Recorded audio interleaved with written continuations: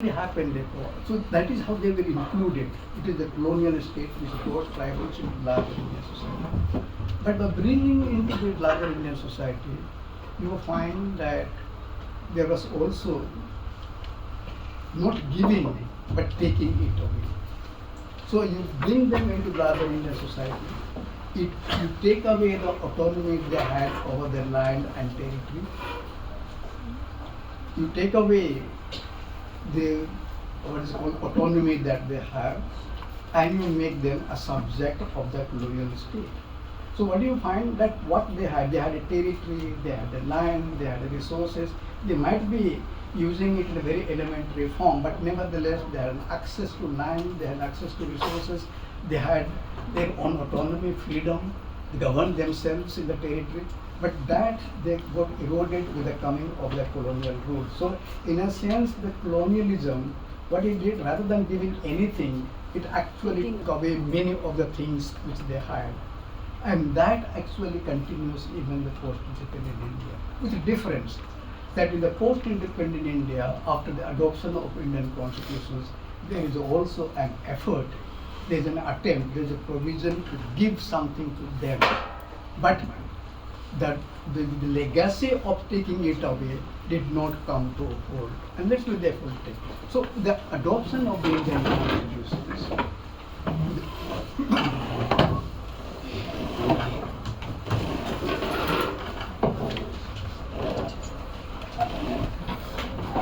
so what really happens is that India becomes free and we adopt a new constitution. I think adoption of the Indian constitution is a remarkable departure from the society in which we were.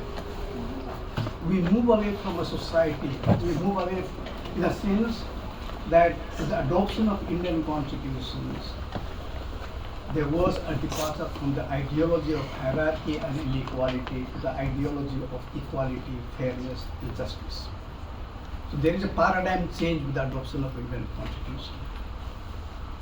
In other words, but once it happened, then you also find that there is, in the sense that kind of harmony that was there before the adoption of Indian constitutions, it gives rise to a disharmonic system. Again, a bit is phraseology if I really use it. So earlier you will find ideology was what? Ideology was hierarchy. Hierarchy was considered desirable. Inequality was considered desirable. And therefore social structure was also a hierarchical. So there was a conformity between the social structure and the ideology. Now, with the adoption of Indian constitutions, what you find that ideology becomes of equality and freedom and justice, but the social structure still remains imbued with the values of hierarchy and inequality.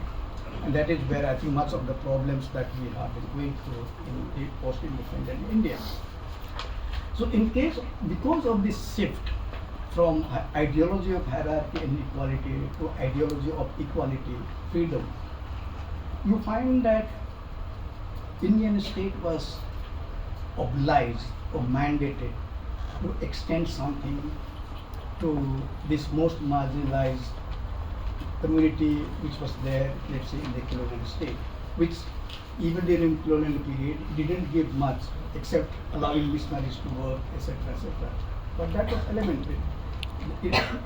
But it was appropriating it, taking away a lot of their things in terms of, for example, forest, what's called state management of the forests as early as 1860s, and you can see as to how much forest has been gone under the control of the state to reserve forests, protected forests, and so on and so forth. They started minings and other things, and they started industries. So you find that because these were very rich in mineral resources, and that rich in mineral resources continues to do that. So if you go to Bastar, you go to Odisha, you go to Jharkhand, etc., you find a lot of industries like a lot of hydraulic projects are come. That, and therefore you find in the process the people have really lost a lot. So there is a certain sense continuations of the colonial legacy even in the post-independent India. But in post-independent India, there has also been effort to give something. There's an effort to include them. And inclusion, in the sense that they were excluded, in terms of access to development, and access to wealth, access to income, access to education, access to good health, good institutions.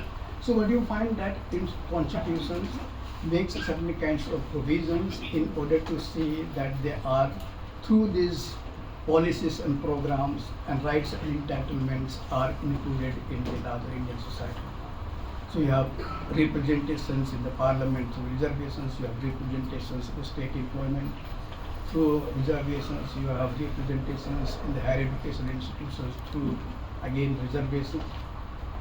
So this is a form of affirmative action program in India. But affirmative action is very extreme in the sense that we are trying to do affirmative action program through reserving. Had we thought that all things being equal, preferences will be given, I don't think in India, I feel it won't have worked. In America or other places, all things being equal, preference will be given to people who from, let's say, from certain communities. So that, I don't think. So I think the founding fathers of the Indian Constitution were very conscious that I think this idea of including, whether it's the Dalits or the OBCs or those other marginals, would not have really taken place, would not have been possible unless there was representations through earmarking certain kinds of allocations of quota for them. And that's why I think, so that becomes a very, very important way of people. So now you find that Dalits or Adivasis, let's say, now they are representing themselves in the parliament or state legislature. So it becomes inclusive. How much they are able to make difference, that is different matter. But nevertheless, there is an access, there is a participation of them in the parliament, state legislature. It could be notional, but nevertheless, there is representation, there is a participation in that sense of the term. And similarly, you find in state employment. So, and so also find in higher education institutions. These are important. So, in other words, the inclusion is not so much on the social system, but inclusion is much more on the state which is supposed to stand for freedom, equality, and so on and so forth. So, a state should not in any way discriminate people or try to include these people in sharing the values that are considered to be desirable. And therefore, I say access to wealth, access to income, access to power, access to status and honor. And I think representations through reservations was one of the ways in which there was an attempt to build an inclusive society. But that that may be necessary, but is not sufficient. And that's why you find that socio-economic development also becomes a very important.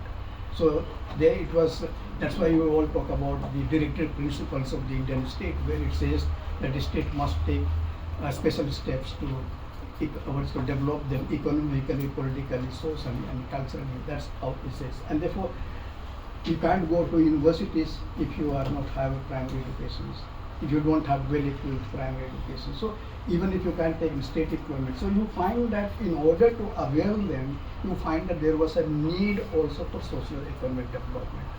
And therefore, development becomes something, a dimensions of including the people in the society.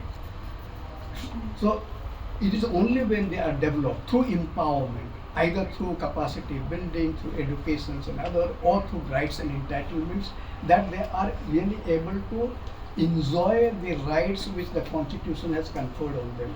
Otherwise, it would not really happen. Now, that is where you find that tribals, in fact, tend to be. There's a process, and that began in the post-independent India. But notwithstanding the 75 years, we find that they are the most marginalized segment of the Indian society today. If you look at the people living below poverty line, they are the highest even today. I think the last inaugurations in SSO data says around 45 or 41% of the tribals are living below poverty line. I'm not really talking about the COVID period or the last 9 years, whereby things have really gone wrong, so it might have even swelled further. But nevertheless, before that, at least 41% of the tribals are still living below poverty line. If you look at the level of literacy, you find that the average literacy of the tribals is 59% as per the 2011 census. Whereas I think the literacy of in India is around 73 or something like that. If you look at the health indicators, again you find it is to be what's called far less than what is the status, the standard, let's say, for other segments in society. If you look at the people with malnutrition, what's called the maternal mortality, if you look at the malnourished children, you find that tribals have a disproportionate share of disproportionate share into it. So you find that despite these 50 years, you find they remain a socially excluded. And therefore, because of this, also they have been unable to access the kind of, let's say, access to state employment, access to what you call higher education institutions, etc. Now, yeah, I'm not really generalizing. If you look at this is general pattern, but if you within tribal society, if you look at, you find that there is some regions which have done very well. There are some regions which have not really done well. Which are the reasons which have not really done well, and why they have not done well? That is an entirely different question. But if you look at the Northeast in terms of education, in terms of health, in terms of people living well, it's much better. It is much better in South India. But if you really look at the heart of India, is the most deplorable conditions that we are. So sometimes I think that, so when you take the center ferry, and if you are near the center, development status or development indicators are very good. I don't think that's really. Sometimes people in the periphery have much more autonomy and they have greater chance of personal mobility and greater chance of having, let's say, things in terms of value in income or wealth and prestige rather than the center. So if you look at the distributions of the way in which tribal society you find, very good in the Northeast, relatively good in the South India and in the Himalayas, northern India, but in the hills. But heart of India is the pool of poverty, pool of illiteracy, pool of malnutrition as far as tribals are concerned.